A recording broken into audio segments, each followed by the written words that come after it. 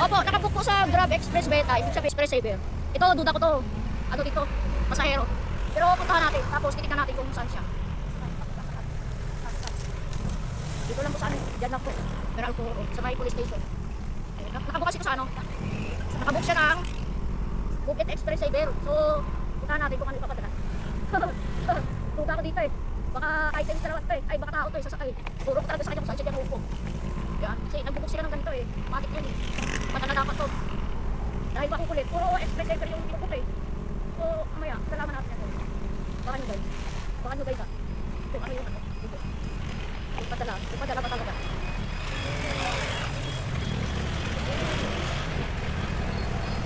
Ipadala pa talaga to. Titik na.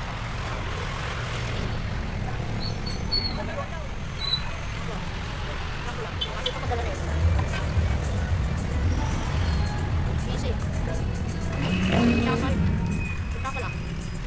Tawagan ko muna. Kung ano ipapadala. Hello po?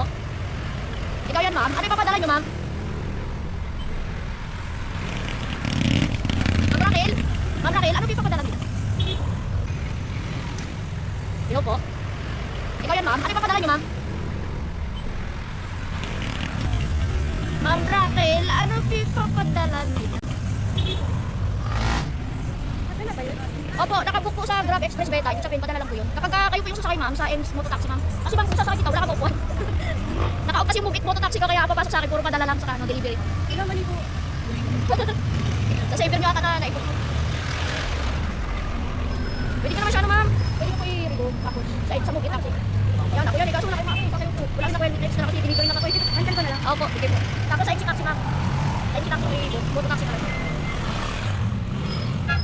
Okay na po. Nakansel na dyan. Sige na. Baka sa akin wala kasi. Sensya naman ha. Sabi na guys eh. Sabi na eh. Sabi na tao sasakay sa Express Saver eh. Diba? Diyan